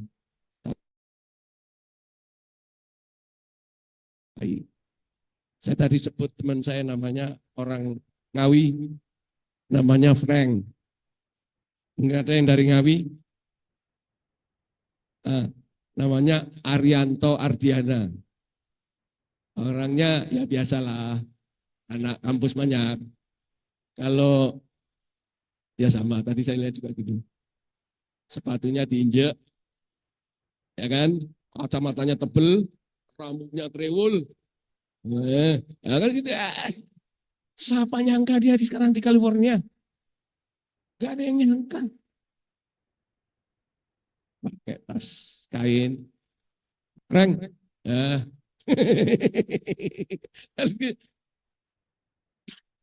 Saya 90 pada saat itu. Tidak ada yang bisa keahliannya. Hanya Frank yang bisa. Pada saat itu kita dapat tugas kita berat-berat dulu pada saat itu. Ya, kita dapat tugas MacTech apa? Iya Frank semua, antri anak-anak Frank. Ajari dong Frank. Pada saat itu masih disket yang gede itu Pak. Disket yang kayak gini nih lembarnya. Yang pakai film disketnya. Gitu. Tapi dia terus. Ternyata karena keahlian dia di bidang struktur itu, dia survive di PT DGI, PT Dirgantara Indonesia. Dia harus bangga dengan beliau. Dia salah satu tenaga ahli sebagai mendesain sayap pesawat PT DGI. Manyar loh itu. Mendesain sayap pesawat hasil produk PT Dirgantara Indonesia. Ya, yang produknya Pak Habibie itu. Salah satu tim itu adalah anak Manyar yang namanya Frank. Nah, ketika PT DI sudah mulai menurun, kolab pada saat itu, saya diceritain teman saya juga. Ada juga satu namanya Ramlan. Itu bekerja di perusahaan helikopter yang ada di, saya sampai jam berapa ya Pak? 11 ya Pak? Oke, ya. Saya kalau tidak dibatasi, terus. Itu ada juga yang kerja di perusahaan helikopter berhasil. Namanya Ramlan. Ramlan, mungkin ada yang kenal. Pada saat itu Boeing itu sering pesan spare part di DI, PT Dirgantara Indonesia. Sehingga dari situlah dia kenal, akhirnya dia resign ke PT Boeing. Sekarang tinggal di California. Jadi itu kiat-kiatnya jangan pernah gentar dengan siapapun ketika Anda bisa kuasai 4 tadi itu. Dan saya itu Pak, mohon maaf ya, buku-buku saya, catatannya Pak Komaidi, catatannya Pak almarhum Imam Prayogo, almarhum ya Pak, masih ada di tempat saya. Masih ada di tempat saya. Masih saya susun rapi di meja buku saya. Catatan kuliah itu masih ada. Adik-adik jangan sampai kehilangan itu. Itu yang sangat mahal menurut saya. Itu tidak bisa. Ini kan harus dirapikan buku-bukunya ya. Walaupun fotokopi, jepret, kasih sampul lagi, kasih taruh lagi. Ya, saya masih rapi. Mulai dari D3, S1, S2, S3, masih rapi. S3, matematikanya sudah gini Pak. Matematika terapan ya Pak. Ya, Edwin Kresik. Itu matematika tidak ada jawabannya. ya, itu ya deh ya. Jadi saya salah satu yang survive bisa mengalahkan mereka itu karena apa? Karena itu tadi, loyalitas. Yapi Bang, kita ini sangat rugi ketika jejaring kita memang kecil. Mereka luar biasa menguasai. Makanya saya sampaikan di awal, kita harus kuasai birokrasi. Anda ada adik-adik jangan alergi sama PNS. Ya, tadi saya sampaikan. Apa ini? Salarinya lebih bagus. Jangan alergi sama PNS. Justru PNS itu satu-satunya yang paling Anda tuju sekarang. Ya, ketika karena apa? Mereka ikatan dinas, STPDN begitu lolos langsung punya NIP dia. Jadi jaring di provinsi luar biasa sekarang. Sekarang ini hampir 12 orang eselon 2 itu dari STPDN. Dari Akademi Pemerintahan Dalam. Ya. 12 menit lagi. Kemudian yang kedua, apa Bang? Tentang mental, Bapak. Mental. Iya. Ini keahlian saya lah mental ini. Jadi begini, saya itu tidak hanya, ini kita general ya, kita general, tidak hanya kita melakukan usaha di bidang teknik sipil. Sekarang pun saya punya jiwa teknik sipil, saya itu tidak akan pernah hilang dalam hati sanubari saya. Kalau saya tidak bisa bikin klaster, ya kan, saya nyelengi dulu dong. Saya nyelengi dulu apa? Tanahnya dulu, kalau punya rezeki saya nyelengi tanah sedikit-sedikit. Tujuannya nanti ke depan saya akan bikin klaster. 10 unit. Ya. Jadi itu dimulai dari hasrat kita yang kuat. Nah, kalau kita, ya ini Bob Sadino lah, TikTok sudah ada semua itu. Kalau kita belum takut mau rugi, mau ini, nggak bisa. Jalanin dulu supaya kita tahu rugi apa enggak. Ya, itu kalau kayak itu kan general itu. Nah, jadi bagaimana kita ini mendapatkan income pasif yang banyak. Income pasif yang banyak. Ini sembaring ini. Sembaring. Jadi motivator itu banyak yang saya juga melihat ini. Jadi bagaimana kita bermental untuk bisa kita memulai usaha. Baik itu bidang properti juga. Banyak juga teman-teman saya juga begini, kalau kita sekali lagi kita terhambat juga modal bisa disiasati kalau kita punya orang kepercayaan yang percaya sama kita, ya bisa juga. Sekarang ini banyak adik-adik juga ya, kita beli rumah-rumah lama ya, untuk kita buat, kita pecah sertifikatnya jadi rumah baru, nah, kemudian kita nganukan dengan bank, dijual laku keras. Jadi rumah lama dibeli, terus dibangun lagi satu rumah lama besar, lebar 10 meter gitu, kita buat 2. Laku keras. Nah, ini juga bagian dari yang kita terus kita lakukan. Jadi kita coba dulu sampai kita jangan pernah kenal putus asa. Ya. Modal menjadi utama juga sih sebetulnya. Ya, kalau saya enggak bisa, saya juga nyicil dulu. Nyicil dari saya beli tanahnya dulu. Nah, gitu. Baru kita nanti bikin klaster. Tapi saya sekarang ini tidak harus dengan teknik sipil. Artinya tidak dengan kita membuat usaha di bidang perumahan, bidang ini enggak. Saya semuanya. Tapi yang bisa membackup itu nantinya. Income pasif itu harus kita jalani. Bahkan saya juga senang beternak ini, ya tujuannya ya, untuk mendapatkan income pasif. Nah, tujuannya saling mengisi, nanti modalnya ini kita gulirkan ke usaha-usaha kita yang lain. Kalau saya begitu ya, ini share pengalamannya. Tapi jangan pernah menyerah, putus asa. Ya, gitu. Matur nuwun. Baik, terima kasih Bapak atas jawabannya.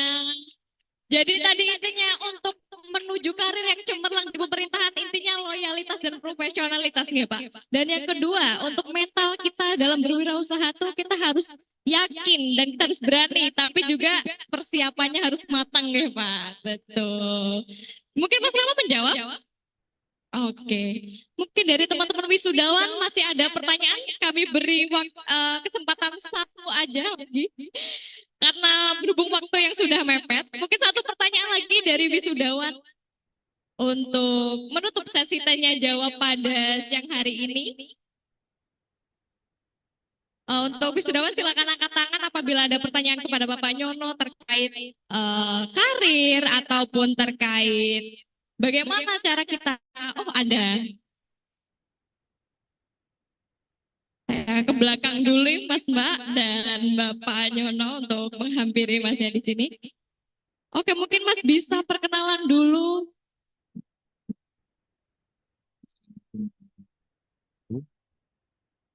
Assalamualaikum Mbak. Sebelumnya saya Miko Dewa dari mahasiswa baru tergolong mahasiswa baru program ini, program RPR. Nah, gimana saya akan bertanya pada Bapak. Yang pertama untuk tanggapan Bapak soal transportasi umum di Surabaya. Perlu waktu berapa lama kira-kira dan apa solusi dari Bapak agar jumlah minat pengguna transportasi umum di Surabaya ini meningkat? Sebagai ambil contoh pertama seperti kota Jakarta.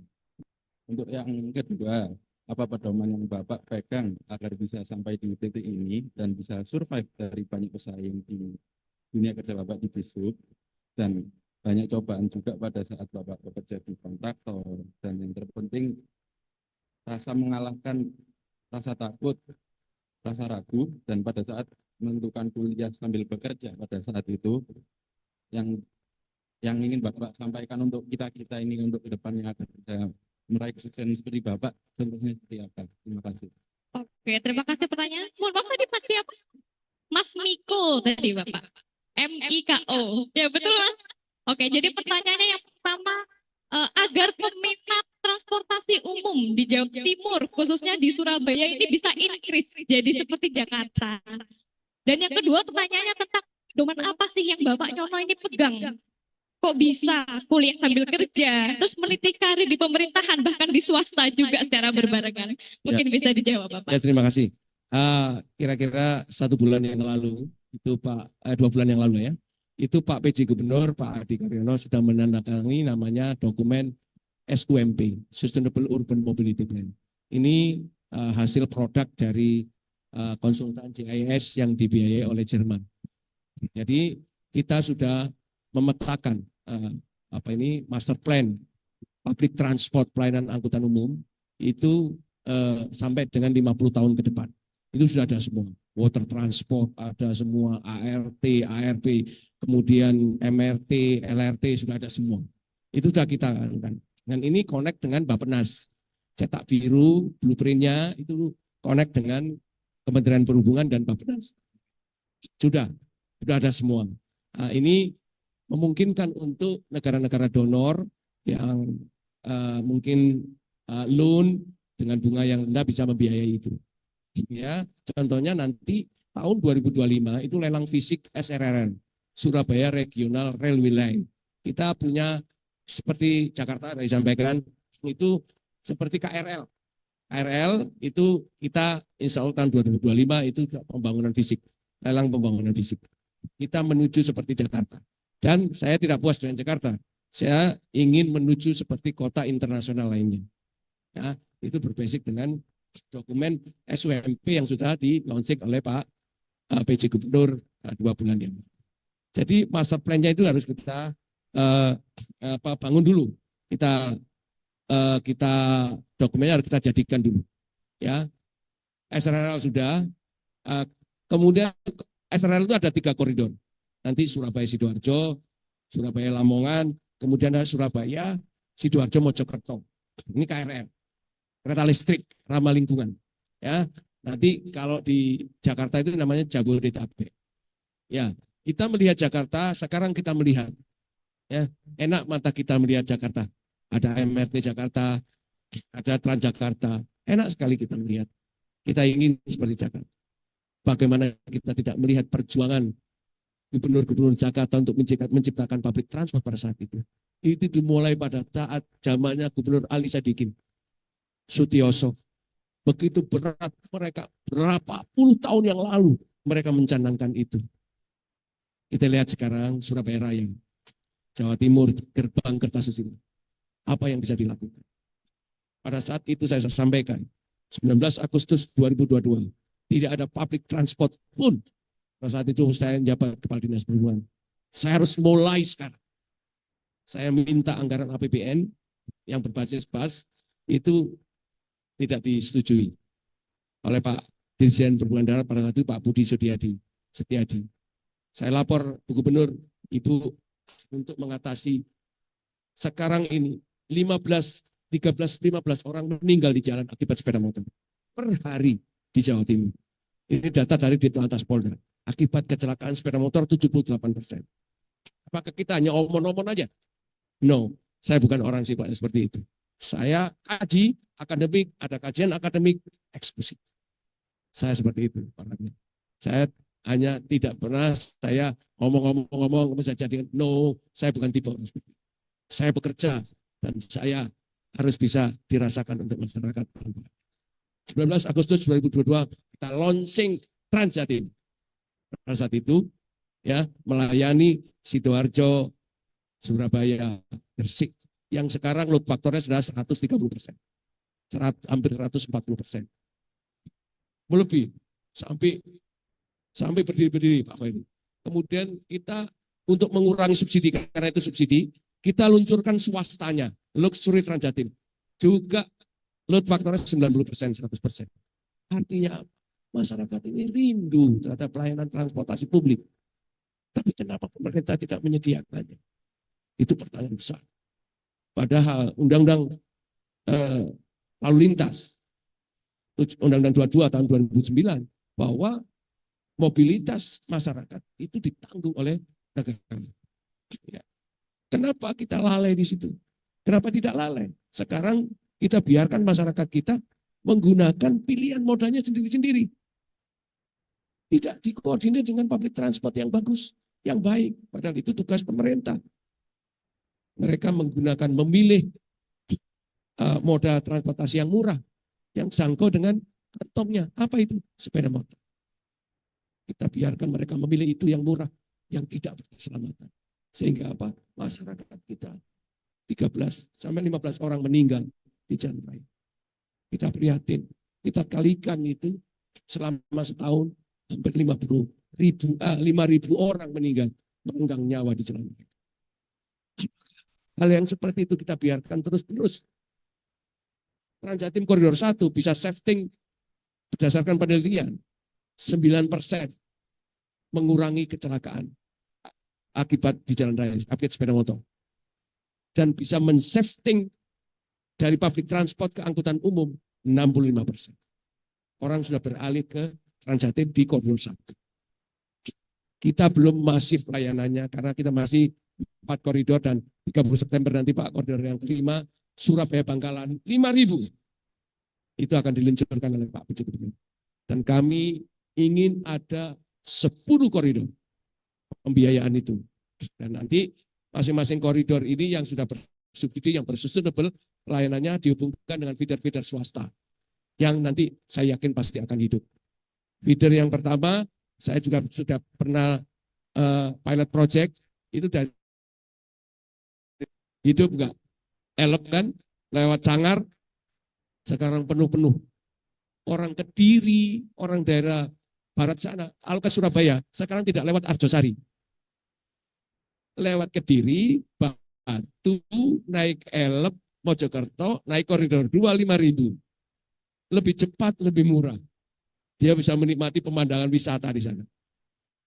Itu hasil kerja keras kita. Ya. Tapi backbone public transport yang besar itu adalah proyek strategi nasional. Tidak akan bisa dikerjakan oleh Pemprov. Ibu, ya. Jadi itu adalah proyek strategi nasional yang backupnya adalah bantuan luar negeri maupun APBN. Yaitu yang namanya SRRL nanti itu kereta listrik, kita mulai dengan kereta listrik. Saya tertarik dengan ART yang sekarang dibangun di IKN. Karena ART itu, Autonomous Rapid Transit itu pakai ban, pakai sensor magnet. Nah, itu lebih murah karena apa? Jalannya sudah ada. Kita tinggal geser aja jalannya, ya kan? Tentunya kita koordinasi dengan stakeholder yang terkait. Sekali lagi, saya tidak akan pernah mengunggulkan ego saya untuk sebuah jabatan. Saya pernah koridor 2, mohon maaf saya ucapkan ya. Koridor 2 itu adalah menghubungkan antara saya men-shifting bis hijau dari Joyoboyo ke Kertajaya Mojokerto. Saya menggantikan bis hijau yang obrok itu yang lama, 2 bis hijau, 1 Transjatim. Ya. Sekarang sudah ada kita gantikan itu. Harusnya Transjatim itu masuk ke Joyoboyo karena menjalankan trayek yang lama. Betul nggak? Karena trayek yang lama itu yang saya gantikan. 2 jadi 1. Ternyata apa? Saya tidak boleh masuk sama Mas Eri ke Surabaya. Ya, jadi kami harus putar di Bungurasi. Nah, sedangkan teman-teman yang arah pelanggan-pelanggan yang lama dari Joyoboyo itu sangat membutuhkan Pak ini masuk ke Joyoboyo. Akhirnya kita, karena Pak Eri tidak berkenan, kita putar di Bungurasi. Bungurasi ada 100% dengan lain HN. Dari Pasar Krian ke Bungurasi.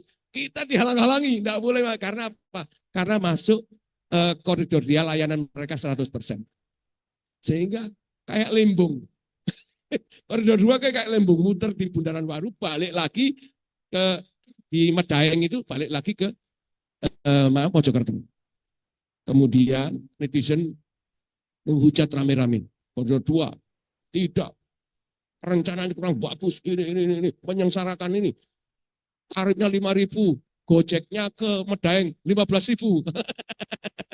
Ini apa-apa ini, public transport apa ini? Akhirnya saya dimarahi sama Pak Wakil Gubernur, Pak Emil Dardak. Bapak, saya sampaikan, Bapak, saya sudah menghubungi atau menghadap Pak Kepala Dinas Kota Surabaya. Ya, inilah saya ucapkan bahwa ego saya lepas. Saya sudah menghubungi Kepala Dinas Kota Surabaya 2 kali, namun tidak ada jawaban Pak, untuk bisa masuk ke Joyoboyo. Seharusnya, ya ini saya kasih lagi Pak Khairi, Surabaya Bus itu adalah menghubungkan antara Bungurasi dengan Kota Surabaya. Itu kan Bungurasi kan Sidoarjo. Kota Surabaya kan Kota Surabaya. Itu antara 2 administrator kota pemerintahan kan, Sidoarjo dengan Kota Surabaya. Tapi trayeknya siapa yang keluarkan? Dinas Kota Surabaya. Harusnya saya marah dong. Karena antar provinsi, antar kabupaten itu wilayah provinsi. Ya kan, harusnya trayek provinsi dong. Yang menghubungkan antara Kabupaten Sidoarjo yang Bungurasi dengan Kota Surabaya. Tapi apa yang saya lakukan? No. Silakan. Nanti masyarakat sendiri yang menilai siapa yang salah, siapa yang betul. Ya, jadi seperti itu saya tidak pernah mempermasalahkan hal-hal yang ini, asalkan masyarakat bisa merasakan itu semua dengan baik, bisa mobilitas dengan baik. Nah, jadi itu yang saya lakukan tadi. Public transport tadi itu kita menuju ke bahkan bukan seperti kota-kota lain, ibu kota Singapura, mungkin Australia, itu sudah lebih baik public transportnya. Ya, jadi nanti ke depan saya akan memberikan pilihan kepada masyarakat untuk bisa menggunakan public transport yang tersedia. Bagi saya, supply-nya dulu harus ada. Supply-nya dulu harus ada, ini penting. Karena apa? Kalau supply-nya tidak ada, kita tidak bisa meng-arrange, kita tidak bisa mengelola itu dengan baik. Kita tidak bisa melakukan tindakan pengekangan lalu lintas, melarang orang, ganjil genap, pagar progresif, electronic road pricing. Kalau supply-nya enggak ada. Supply-nya harus ada dulu. Supply itu apa? Public transportnya. Masyarakat bisa memilih. Naik kereta cepat, naik BRT, bus rapid transit, naik Transjatim, naik Surabaya bus. Itu semua lengkapi dulu. Baru kita lakukan pengaturan tindakan pengakangan lalu lintas. Ya, yang mempersulit kendaraan pribadi masuk satu kawasan. Tapi orang dikasih pilihan untuk alternatif dengan menggunakan public transport. Taksi free, ojol free, masuk kota. Tapi kendaraan pribadi, parkirnya kita kasih progresif, kasih electronic road pricing, kasih denda dan macam-macam. Tapi supply public transportnya sudah melimpah-limpah. Dari semua masyarakat kita arahkan menuju ke pemakaian public transport. TfL on the traffic for London, TfL, itu 80% penghasilannya itu dari tapping penumpang karena kebijakan memaksa orang menggunakan public transport yang dilayani dengan baik oleh pemerintah UK. Seperti itu. Ya, kalau saya yakin saya akan bisa membawa ke jenjang internasional untuk public transport, tapi butuh proses, butuh waktu. Karena Jakarta mulai dari zaman Pak Ali Sadikin, jangan melihat sekarang Jakarta itu berdarah-darah dulu. Puluhan tahun bisa membawa Jakarta seperti itu. Ya, kita masih berproses, kita punya lompatan yang luar biasa untuk bisa mencapai dan menyamai Jakarta, bahkan lebih dari kota-kota yang lain di dunia. Ya, kemudian yang kedua apa Pak? Tentang pedoman, Bapak. Oh, iya. Ya, pegangan kita satu, kita percaya diri pada kemampuan kita. Tadi sampaikan 4 itu untuk seorang teknik sipil, 4 itu pegang. Kalau kita profesional, kita punya keahlian, tidak ada yang kita takuti kecuali Allah, kecuali Bapak Ibu kita. Ya, kita tetap berhubungan dengan orang lain, sopan, berhubungan baik dengan orang lain, sama halnya. Kalau yang lain, tidak ada yang kita harus percaya diri bahwa kita mampu. Jika kasih tugas ya mampu, karena kita 4 tadi itu kuasai. Ya, jadi ilmu-ilmu yang lain juga perlu sih. Tapi yang dominasi karena kita label kita juga seorang engineer teknik sipil ya 4 itu harus kuasai. Kuncinya adalah kita percaya diri, loyalitas, ya, loyal kepada pimpinan. Dikongkon ngalor ya ngalor, dikongkon ngidul ya ngidul. Saya gitu. Enggak, sekarang banyak orang dikongkon ngalor ya apa aku ngalor iki oleh untung. Gimana saya ke utara dapat untung? Saya mampir di sini, sebagian saya taruh, ngalor meneh, saya mampir ke kanan, sebagian saya taruh. No, saya tidak seperti itu. Loyalitas saya total. Kalau saya disuruh ngalor ya ngalor. Saya sampaikan ke pimpinan, kendalanya seperti ini, kondisinya seperti ini, medannya seperti ini, apa yang harus bisa kami lakukan, saya mohon arahan. Jadi bisa dipercaya. Ya, itu kunci. Percaya diri, bisa dipercaya. Bisa dipercaya. Ucapan, gerak, realisasi harus sah. Saya tidak bisa membual orangnya. Mohon maaf, saya tidak bisa membual, saya tidak bisa ini. Kalau itu tidak pasti saya lakukan, saya lebih baik diam. Saya tidak ngomong, saya tidak berkomentar. Kalau itu ada, kalau saya omongkan, insya Allah itu akan terjadi. Insya Allah launching 30 September koridor orang-orang Madura, orang-orang Bakalan, selamat, nanti 30 September akan di launching Pak Gubernur Transjatim koridor 5. Pasti insya Allah akan terrealisasi. Gitu ya. Jadi saya tidak akan pernah ngomong, mengucap kalau itu tidak akan direalisasikan. Saya tidak harapan-harapan palsu itu saya tidak mau seperti itu. Ya saya kalau dengan pimpinan juga saya sampaikan bahwa kondisinya seperti itu apa adanya dan saya mohon arahan. Itulah wujud total loyalitas kita kepada pimpinan. Sehingga ketika saya kepala seksi, ketika kepala bidang saya mau pensiun, saya dipanggil. Hanya Pak Nyono yang bisa meneruskan karir saya. Itulah wujud timbal balik yang bisa saya terima karena saya loyal sama beliau dan saya diperintah jadi PLT untuk meneruskan kepala bidangnya. Dan kita kompetitif dan diusulkan menjadi kepala bidang. Ya, yang harus kita tanamkan kepada pimpinan kita bahwa kita ini orang yang bisa dipercaya oleh mereka. Ya, tadi ngalor, ya ngalor, jangan ngiri kanan, golek untung, jangan gitu. Saya tidak seperti itu. Saya kalau diperintah Bu Gubernur, perintah laksanakan Trans-Jatim, saya laksanakan dengan baik. Apapun resikonya, dengan ini saya laporkan ke Ibu. Mohon arahan, mohon petunjuk Ibu. Ya begitu. Jadi kita menjadi orang yang sangat dipercaya oleh pimpinan, loyalitas kita tunjukkan total, insya Allah karir kita akan mengikuti. Mungkin itu Pak Eri, Pak Turun, monggo, kalau ada lagi. Gimana Mas Miko, apakah menjawab? Baik, jadi dari Bapak tadi, untuk transportasi di Jawa Timur kita nggak usah khawatir lagi, karena sudah ada master plan yang sudah disiapkan oleh Dinas Perhubungan Provinsi Jawa Timur yang akan membawa Jawa Timur ke kota internasional nih Bapak. Yang kedua tentang pedomannya. Nggak lain lagi yang diucapkan dari Bapaknya itu adalah loyalitas kita. Mungkin ini sebenarnya sudah ditinggalkan oleh Gen Z Bapak. Memang Gen Z ini kebanyakan anak yang oportunis. Sudah melupakan, oh kita harus memang loyal gitu. Kita kebanyakan adalah orang yang oportunis. Mungkin mengingatkan lagi bahwa kita memang harus mengambil tindakan tegas untuk loyal kepada pimpinan kita. Karena juga akan membantu karir kita ke depannya. Begitu nih Bapak. Namun mohon maaf Bapak, karena memang waktu yang sudah terbatas, kita cukupkan untuk sesi tanya jawab. Namun sebelum itu perlu diketahui Bapak Nyono, di antara wisudawan ke-130 Departemen Teknik Infrastruktur Sipil ITS ini ada beberapa yang mendapatkan predikat dengan pujian atau biasa disebut dengan cum laude. Maka dari itu saya mohon izin Bapak Khoiri untuk mengucapkan selamat kepada mahasiswa-mahasiswa yang mendapatkan gelar cum laude.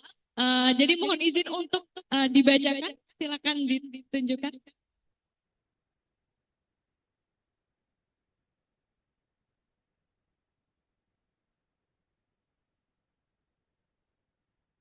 Alhamdulillah, materi yang luar biasa. Saya kira mungkin tidak perlu menyimpulkan lagi.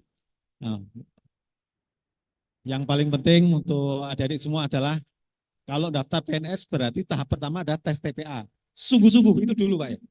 Itu pintu pertama. Sungguh-sungguh. Kalau nggak bisa ya kursus Pak. Semua mati-matian.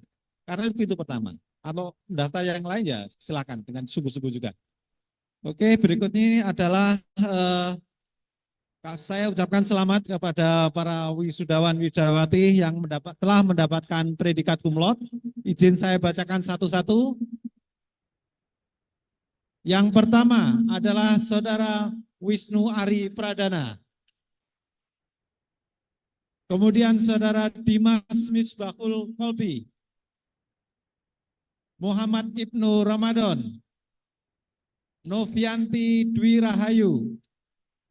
Ulfa Nurul Aini, Aulia Vita Janati, Adelia Gading Anissa Lesmana, Melati Kurnia Rahayu, Rais Vito El Itsar, Rahmi Nur Faiza, Devita Chandra Ningtyas, Mario Mahdi, Fahri Ammar, Safira Iza Azhara, Yona Makeri, Akbar Eka Cahyono.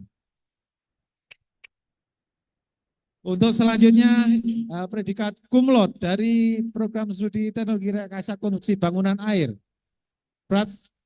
Prajna Paramita Sasmitaning Dewi, Gisa Iqbar, Dimas Krishna Wardana, Erwina Vera Puspitaning Dewi, Irfan Adiputra Setiawan, Caire Vita Novia Mediana, Nisrina Afaf Rafila, Hilyatul Aulia, Supriyatin, dan Renata Isnawati. Untuk berikutnya dua orang wisudawan pertama dari Magister Terapan kita yang juga mendapatkan predikat cum laude ada dua orang, yaitu Saudari Erwinda Aribah Cahyani dan Karisma Kesha Paramita. Selamat untuk adik-adik sekalian dan selamat menghadapi babak baru dan wisuda tentunya di 2 minggu mendatang. Terima kasih. Kami serahkan kembali ke MC. Baik, terima kasih Bapak atas ucapan selamatnya kepada para peraih predikat dengan pujian. Selanjutnya ada kenang-kenangan sedikit Bapak Nyono dari Departemen Teknik Infrastruktur Sipil kepada Bapak.